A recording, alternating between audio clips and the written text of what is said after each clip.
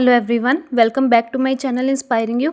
अगर आप B Ed student हैं और टीचिंग प्रैक्टिस, डिस्कशन या फाइनल लेसन प्लान की प्रिपरेशन कर रहे हैं तो आज की वीडियो आपके लिए बहुत हेल्पफुल होने वाली है।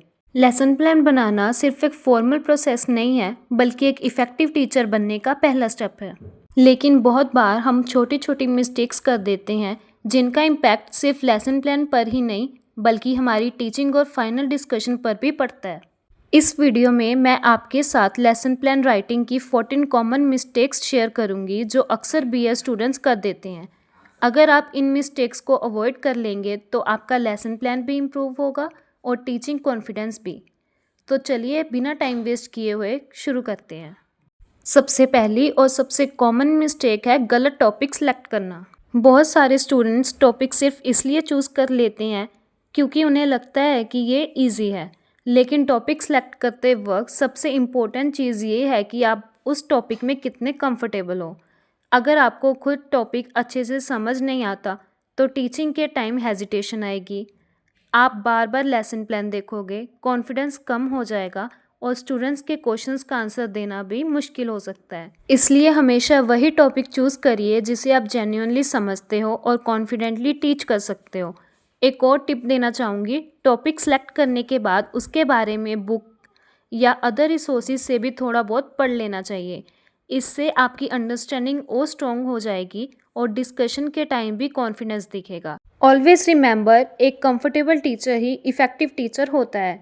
अब टॉपिक सेलेक्ट कर लिया, लेकिन यही एक और बहुत बड़ी मिस्टेक स्टूडेंट्स कर देते हैं जो कि है मिस्टेक नंबर 2, लेसन प्लान बनाकर प्रैक्टिस ना करना। बहुत स्टूडेंट्स लेसन प्लान लिखने में बहुत मेहनत करते हैं लेकिन उसकी प्रैक्टिस बिल्कुल नहीं करते और जब फाइनल डिस्कशन या टीचिंग प्रैक्टिस का टाइम आता है तो नर्वस हो जाते हैं। लेसन प्लान सिर्फ लिखने के लिए नहीं होता, उसे कॉन्फिडेंटली प्रेजेंट भी करना होता है। इसलिए लेसन प्लान कंप्लीट होते ही उसकी डेली प्रैक्टिस करिए। मिरर के सामने प्रैक्टिस कर सकते हैं, फैमिली मेम्बर या फ्रेंड को स्टूडेंट मानकर प्रैक्टिस कर सकते हैं या फिर अपनी वॉइस रिकॉर्ड करके भी सुन सकते हैं। प्रैक्टिस करते वक्त ये भी नोटिस करिए कि कहाँ आप रुक रहे हैं, कहाँ वर्ड्स याद नहीं आ रहे हैं और कहाँ एक्सप्लेनेशन वीक लग रही है। जितनी प्रैक्टिस होगी उतना ही फाइनल डिस्कशन स्मूथ होगा। याद रखिए, कॉन्फिडेंस कभी ओवरनाइट नहीं आता, प्रैक्टिस से आता है। अब बात करते हैं लेसन प्लान के एक और इम्पोर्टेंट पार्ट की। मिस्टेक नंबर 3, टॉपिक और ऑब्जेक्टिव्स का मैच ना होना।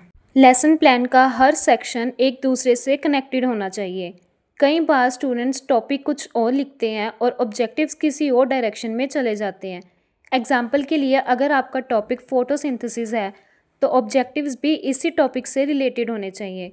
ऑब्जेक्टिव्स लिखते वक्त खुद से एक क्वेश्चन पूछिए, इस लेसन के एंड तक मैं स्टूडेंट से क्या एक्सपेक्ट करता या फिर करती हूँ। जो आंसर मिलेगा वही आपके ऑब्जेक्टिव्स होने चाहिए। अगर टॉपिक और ऑब्जेक्टिव्स मैच नहीं करेंगे तो एग्जामिनर को लगेगा कि प्लानिंग क्लियर नहीं है और जब प्लानिंग क्लियर नहीं होगी तो टीचिंग भी इफ़ेक्टिव नहीं होगी। अब अगला पॉइंट भी बहुत इंपॉर्टेंट है लेकिन स्टूडेंट्स इसे अक्सर इग्नोर कर देते हैं, जो कि है mistake number 4, teaching ads mention करके यूज़ ना करना।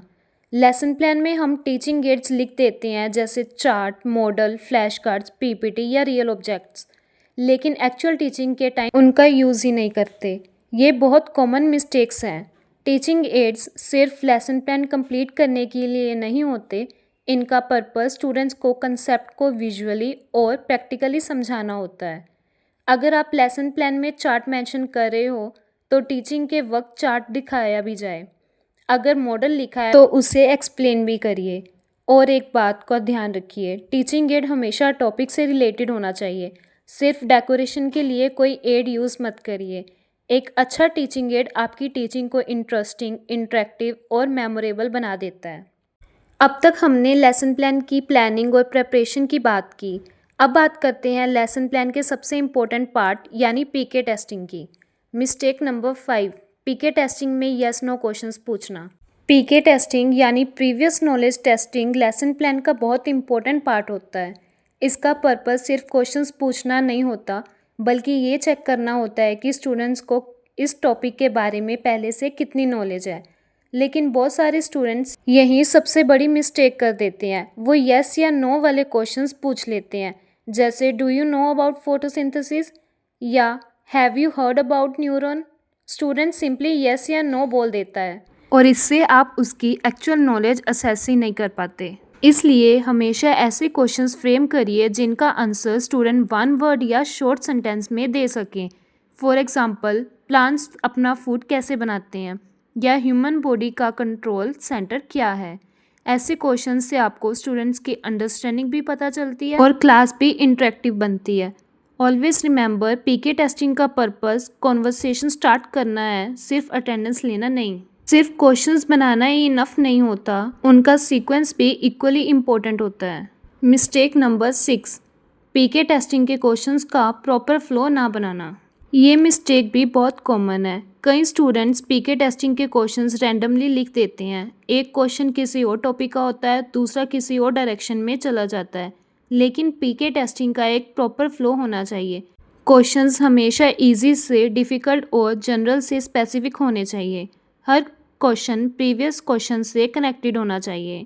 एग्जाम्पल के लिए, अगर टॉपिक फोटोसिंथेसिस है तो पहले फूड के बारे में पूछिए, उसके बाद प्लांट्स के बारे में, फिर ग्रीन प्लांट्स और लास्ट में फूड प्रिपरेशन प्रोसेस तक पहुंचिए।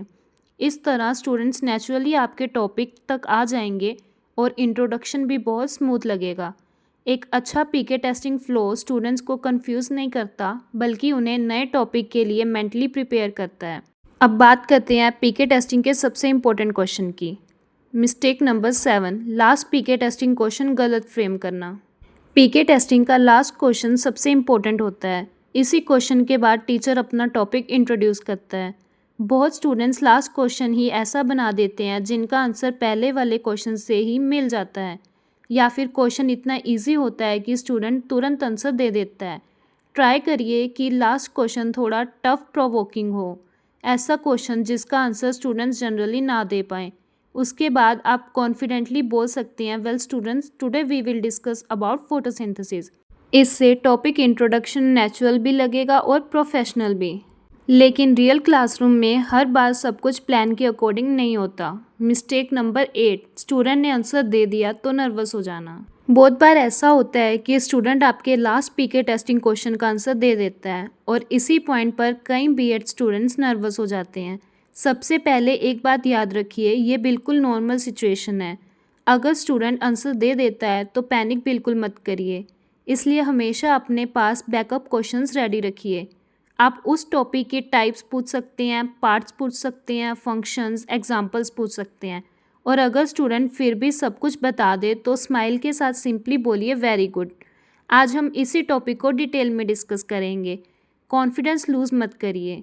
एग्जामिनर ये नहीं देख रहा होता कि स्टूडेंट ने आंसर दिया या नहीं, वो ये देख रहा होता है कि आप सिचुएशन को कैसे हैंडल करते हो।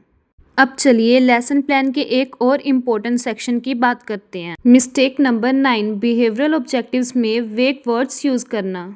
बिहेवियरल ऑब्जेक्टिव्स लिखते वक्त भी स्टूडेंट्स बहुत मिस्टेक्स करते हैं। कई बार ऑब्जेक्टिव्स में ऐसे वर्ड्स यूज़ कर दिए जाते हैं जैसे अंडरस्टैंड, लर्न, नो। ये वर्ड्स मेजरेबल नहीं होते। एग्जामिनर को कैसे पता चलेगा कि स्टूडेंट ने अंडरस्टैंड किया या नहीं, इसलिए हमेशा मेजरेबल एक्शन वर्ब्स यूज़ करिए, जैसे define, identify, explain, differentiate, classify, draw, illustrate.